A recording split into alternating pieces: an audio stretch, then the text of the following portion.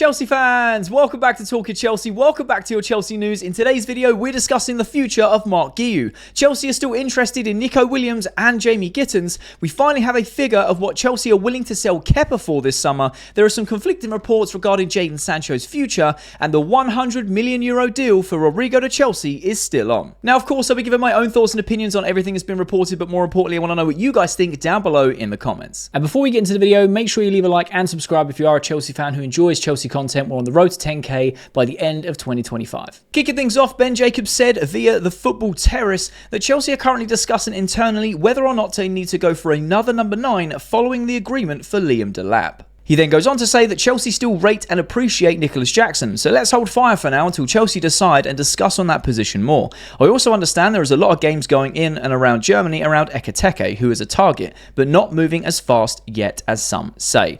Now this is very interesting to me because we've seen multiple reports that Chelsea want to go in for 2 strikers this summer, and I do feel that that is the case. I feel like Chelsea are going to go in the market and get another striker. Now, does this mean the end for Nicolas Jackson? No, in my opinion. I feel like Jackson will be a very important squad player. I've had a few people in my comments saying, oh, the disrespect that Jackson gets, he's still developing. I totally get that, but we can all see he is not an out-and-out number 9 that Chelsea need to take to the next level. We've now signed Delap for £30 million. His release clause, I think, is a fantastic addition to the squad. Do I see him as the standout number 9 for Chelsea? I think he definitely has potential to be, because he's a natural finisher. He's got Prem experience. He's scored goals, all types of goals. Not as strong in the air as someone that we would like, but he is a natural finisher. He's a number 9 and he fits Maresca's profile.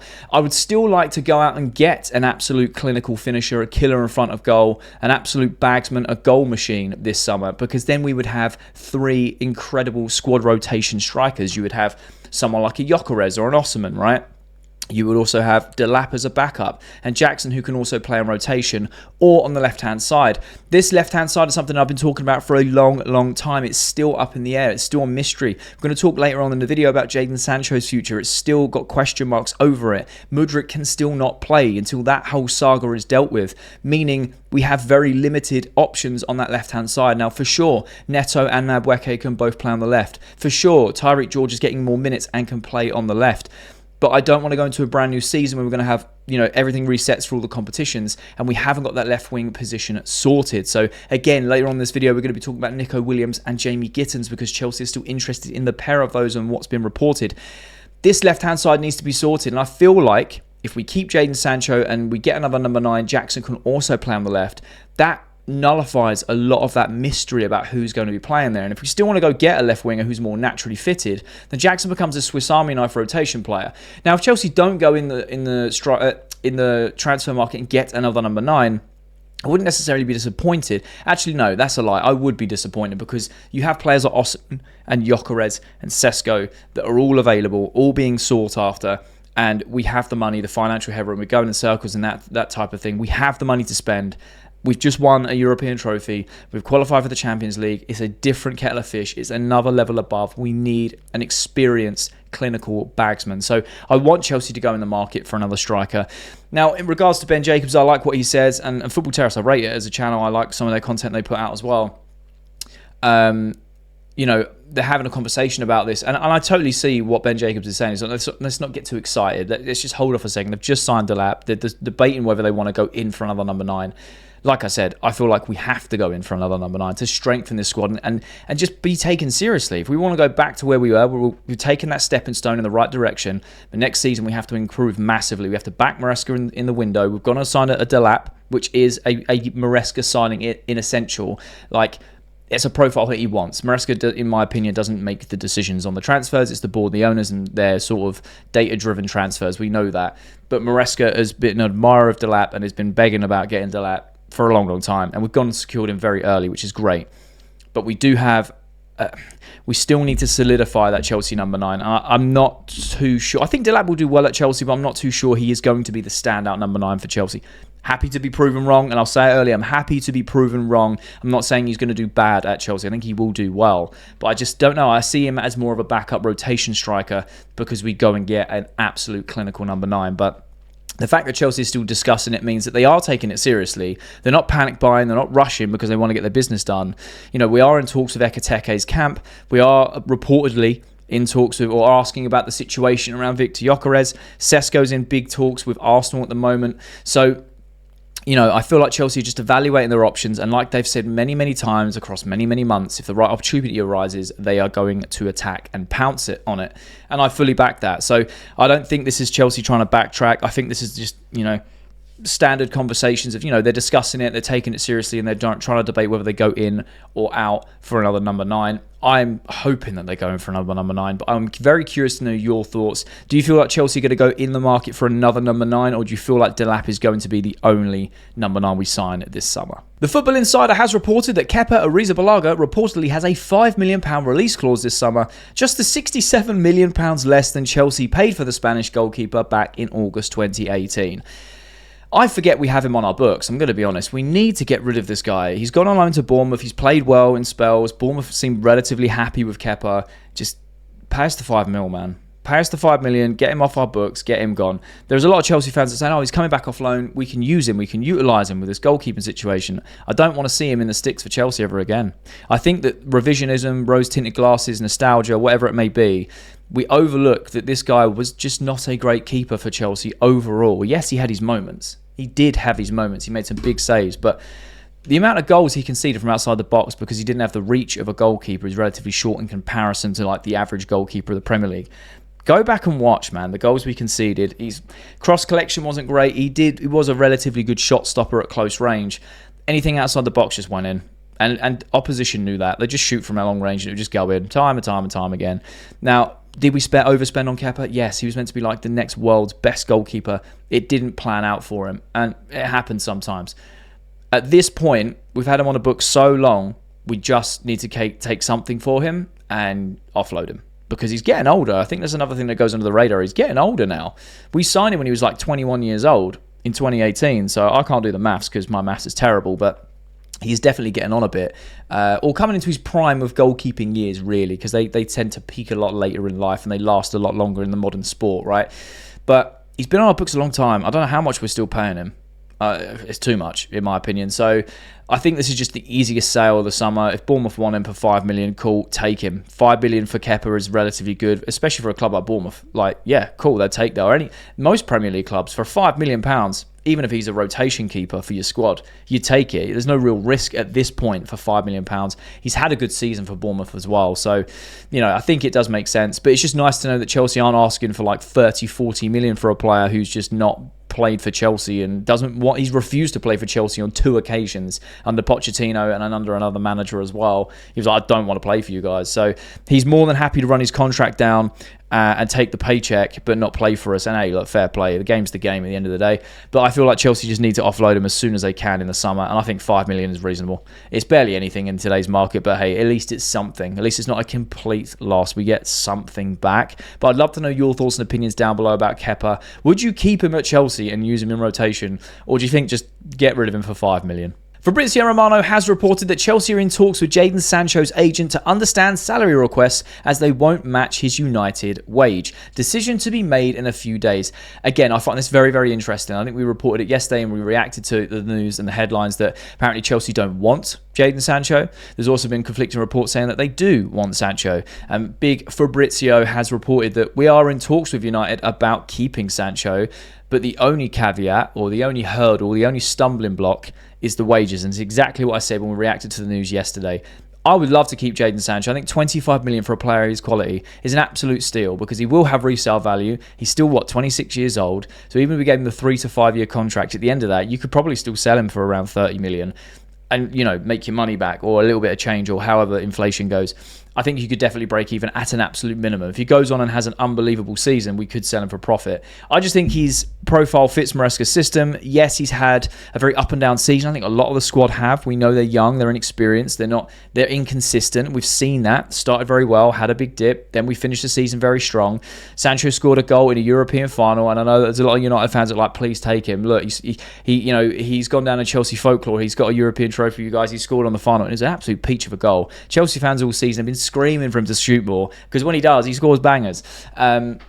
But in all seriousness, I think he is a good squad player to have on the left-hand side. He brings something completely different, especially if Chelsea want someone who is very direct and beats a man and is always looking to be on the last shoulder or high and wide. And you've got someone like Sancho who's a lot more intricate with the ball, likes to slow the play down just a little bit, nice little passes, tries to create something acute a lot of the time. I think it's just a very nice dynamic to have on the left-hand side. And look, Sancho came on against Betis and was unbelievable. So, like, he has his moments where he can come on and change a game when, you know, the team are playing a certain way. So I would like to say that Chelsea can negotiate with Sancho's agents his wages so it's not extortionate. Because I can't remember what he's on at United. I swear it's like 300 grand or 270 grand a week or something like that. And Chelsea just aren't going to pay that. So I think the ball's in Sancho's court. If he wants to go back to United and try and salvage a career under a new manager, fair play to him. Chelsea pay the £5 million fine and we're on our way. We say thank you very much. But if Sancho wants to stay at Chelsea, he's just won silverware. He seems to get on really well with the squad. He seems to get on with Enzo Maresca. He's getting a lot of minutes as well. You know, I think it's like 8, 9 or maybe 10 GA this season, which isn't terrible. You know, it's not terrible. Obviously, we want more from our wingers, hence why we're in the market on the left-hand side, because it's still a mystery. I don't know. Maybe it's in Sancho's court. Maybe he's willing to take a pay cut to stay at Chelsea longer because he enjoys the club, wants to play a lot longer. He's won a trophy. We just won't know. So be very interested to know your thoughts down below. Would you keep Jadon Sancho or would you send him back and say, look, here's your $5 million. Thanks for the loan for, you know, we tried before I buy. We're not interested. We're going to go in for someone else. Or would you say, do you know what? I'd pay the 25 M's and as long as the wages are the right price, we'll pay them too. Curious to know your thoughts. The Guardian have reported it is understood that one hurdle to clear is Ipswich signalling a desire to make Marc Guiu on loan during their talks with Chelsea. The 19-year-old forward is yet to be convinced. Now, this is all off the back of the Liam Delap deal, which Chelsea got over the line, and I'm very grateful and very pleased that Chelsea got this deal over the line very quickly because they have said that they want to execute their business before the Club World Cup. So fair play to them, man. It's like a day after winning a European trophy. It's like, boom, here's a signing, done. And I think the speed, the pace, the aggressive side of that is fantastic. I'm also very happy that they've not just said, yeah, take Guiu because we want Delap and we're desperate for the signing. And I like the fact that Guiu hasn't been convinced because you saw what it meant to him when he played the minutes in the final. He was a top goal scorer at the competition for a long time and he had a long injury and he only missed out, I think, by like 2 goals in the end. So I'm so happy for him to see the development this year as a youngster. We bought him as 18. He's now 19 years old. You know, we've seen the raw ability he's got. Barcelona didn't want to let him go really, and for £5 million, £5 million is an absolute bargain. I want to see him grow and develop in a Chelsea shirt. So I'm hoping that we keep him because I do feel like he will still get minutes in this Chelsea squad, even if we go and buy another forward and we've got Delap and Jackson and someone like a Gyokeres or an Osimhen. I still think there'll be time for Guiu to develop. He will get more limited minutes, but the competition's reset. You've got League Cup, you've got FA Cup. I feel like Maresca can have a lot more freedom. He could come off the bench a lot more and get more minutes, get more Premier League minutes under his belt because we know that he's raw and talented and he's scored a lot of goals in the short space of time that he's been at Chelsea, the minutes he's played and the time that he's been fit. At the same time, I want to see him develop. So if it means he has to go on loan to see him grow, I'm all for that, but I don't want to see him leave Chelsea. I want Chelsea to be keeping hold of him because I think he's going to be an absolute world beater in the next few years. I really, really do. I think he should be an understudy to someone like Delap, someone like that Bagsman we get. So, you know, even someone like Jackson to a degree, because Jackson has a lot of elements to a game that a typical forward doesn't have. I think that if you could learn that early on, as well as being a natural finisher, it's a very unique combination. But could you imagine having an absolute Bagsman for the next 5 years? Let's say, for example, we get Gyokeres, right? Who I think Chelsea should be going all in for, in all honesty. So you have someone like Gyokeres. You got Jackson, and Delap, who are the understudies of that goal scorer. And then you've got Delap, who then grows over time. He then becomes the main guy. He's developed. Guiu and Jackson. Let's take Jackson out of the equation for a second. Then you've got Guiu being the understudy to someone like Delap. I think that makes perfect sense over a long period of time, where there's still youngsters, development, and we're still competing at the highest levels like we want to be doing. So, I don't know. Curious to know your thoughts about it. Would you loan out Marc Guiu so he can go develop? Would you keep him at Chelsea and try and give him as many minutes as possible in the next season? Even if it comes as a sacrifice of not getting that second number 9. Very curious to know your thoughts, but I'm very happy that, one, Guiu's not been convinced because he loves the club, he seems to. And 2, the club weren't desperate to get rid of him to make that deal as a make-weight, essentially, to make the Delap deal happen. So, curious to know your thoughts. Plettigol and Sky Sports DE had reported an exclusive that negotiations between RB Leipzig and Arsenal regarding Benjamin Sesko have begun. The release clause is set to over 80 million euros. Viktor Gyokeres is still high on their list, but the current focus is on Sesko. Now, when I saw this reported, I know this is a Chelsea channel, but it's very relevant to Chelsea's transfer window currently. I wanted to talk about it. I wanted to know your thoughts and opinions down below, so make sure you let me know in the comments. I love talking to you guys. Arsenal are putting all their eggs in one basket currently on Benjamin Sesko, leaving Viktor Gyokeres open. He's just wide open, sat there, wants to leave Sporting. Sporting are like, yeah, we know you're leaving this summer. He could go for around 60 to 70 million euros. It makes sense. Chelsea go in for a second forward, got Delap. You go get that bagsman like Gyokeres, and it transforms everything. Spend the money, open the checkbook, pay the man the money, and just get him on board, because he's an 103 or 105 goals in like 97 games or something like that. No, 97 goals in 104 or 5 games. Guy is ludicrous in that sense. He knows where the goal is. He's very clinical, like we're putting the ball in the net. All right, aerially, I know he takes a lot of penalties. He wouldn't take as many because obviously Palmer's here, but not specifically put off by that one stat. He's not as good in the air as we would like, but he could just score goals. He is a type of player that you give him the ball and he'll make something out of nothing and put the ball in the net. He's proven to do that. I don't care if it's I was going to say the Spanish league. I don't care if it's the Portuguese league. He's done it for 2 seasons consistently. He did it in the English leagues at Coventry, where he's still scoring goals. Obviously not monstrous numbers, but he's got experience. You know, he's a goal scorer. And if Arsenal are setting all their eggs in one basket currently, is going to spend 80 million euros on Sesko, who, in my opinion, I feel like Sesko and Arsenal make a lot of sense. I'm not just saying it because of this particular report, but genuinely, the way Sesko plays and the way Arsenal play, I feel like it's a match made in heaven, really. And I feel like Sesko would be their number one target. He might not be as clinical, but he still scores goals, creates a lot, good in hold-up play, still young and developing. So I honestly think that makes a lot of sense for Arsenal to get that over the line. But again, that leaves Gyokeres open wide. Open wide. Chelsea need to go all in for him and get the deal done, in my opinion. Go back into the market for that second striker, because like they keep saying, if the opportunity arises, the right opportunity, they will go and spend the money. This is the opportunity. We have a very limited time in this window before someone like Gyokeres, Sesko, even Ekiteke, Osman, they're all going to get snapped up. They're all going to get snapped up. We've taken advantage of some time and we've got hold of the lap, but now this is where we put foots on next and we get it across the line. But I'm very curious to know your thoughts down below. Should Chelsea go all in for Gyokeres right now because of this situation, or should they leave it and be happy with Delap? The Guardian Sport have reported that Chelsea have tracked Jamie Gittens and are monitoring developments around Nico Williams. It is felt that Williams could be too expensive. There is a lot of reports in the last 24 hours that the next priority on Chelsea's list is a right-footed left winger, and I totally get it. I keep banging on about it. I'll keep talking about it till I'm blue in the face. That left wing position needs to be sorted ASAP, Rocky. Get the Jadon Sancho decision, yes or no, done and dusted, right? And then with Mudryk, we're kind of just sitting around and waiting to see what happens. In the meantime, we've got Madueke and Neto that can play there, but they're going to need support. So you need to go out and get a player. Now, there are 3 players on the radar. These 2 we're going to speak about now, and obviously Rodrygo, which we're going to speak about next. Who, again, some interesting reports around Rodrygo I want to discuss with you guys. Chelsea want to make a big money signing. Now, could that be towards 100 million towards Rodrygo? Could it be a big wage packet offer to someone like Nico Williams?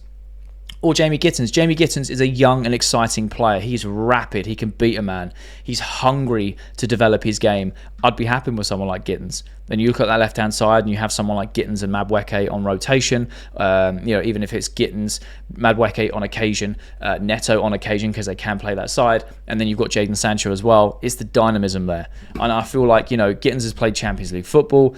He's played in a high, Bundesliga, which is a good standard of league, regardless of what people say. But in a farmers league, the terms of the football is decent, except for when you're a forward, it doesn't translate to the Premier League. But we've seen a lot of good players from the Bundesliga come across in other positions.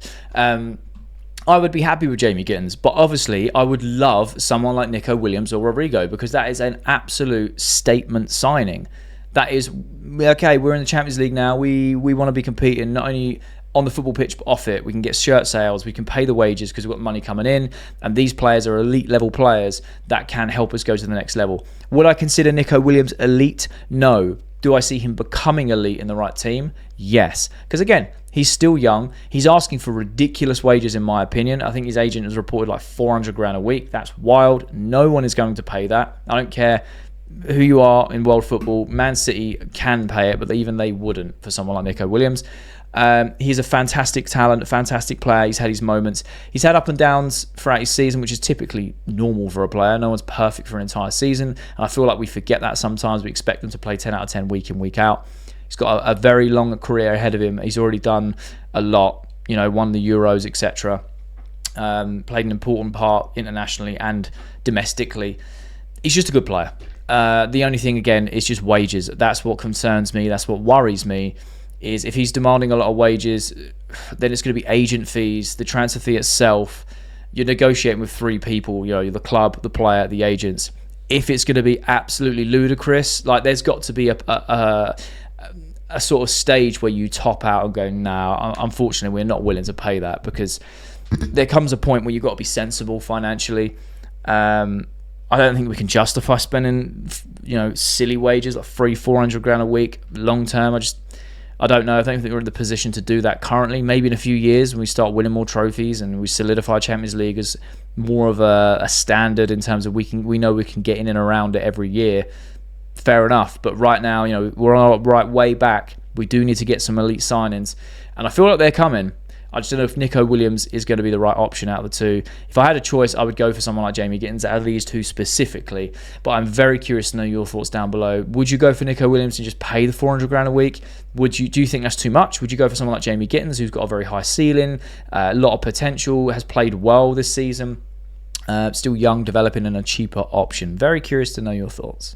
And finally, Rodrygo to Chelsea for 100 million euros could still well be on. We have a report from Edu17 Burgos saying that Chelsea want to compete for everything next season and they want to make a statement signing. They believe Rodrygo is perfect for them and he fits all requirements. He would cost around 100 million euros. It's also been reported by Dia Rojas, I hope I pronounced that right, that in Chelsea they like Rodrygo a lot. Rodrygo meets all the requirements, young, with experience at elite level, with a tremendous margin of evolution. The price will not be cheap, around 100 million euros. They believe he could be one of the crown jewels next season.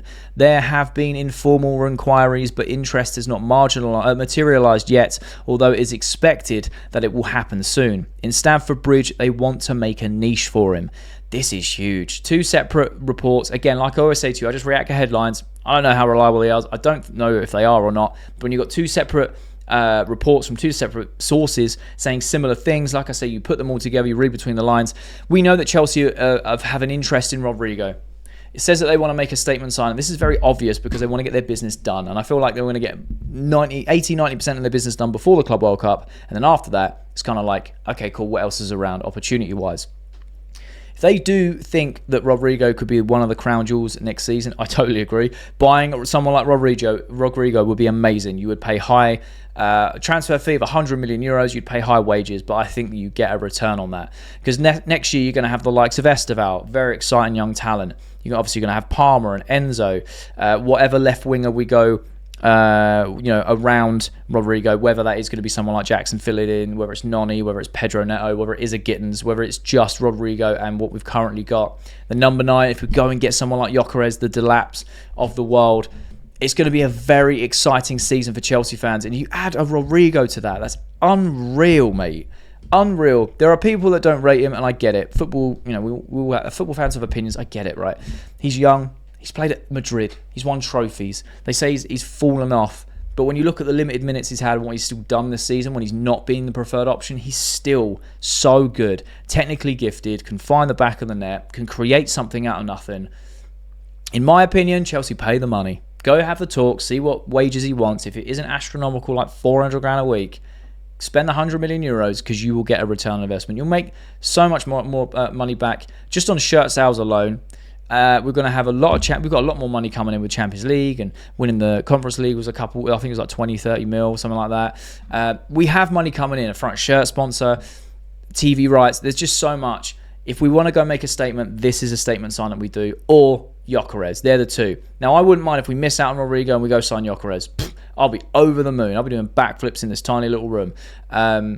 If we miss out on Gyokeres and get Rodrygo, I'd still be happy. Maybe not backflips, but I would be extremely happy that Chelsea have gone in and made a statement signing, because that shows intent that we want to compete across all competitions next year. And I feel like we should be competing across all competitions after this summer window with the right reinforcements. Asugo, Santos, Petrovic, all coming back. Esteval coming in.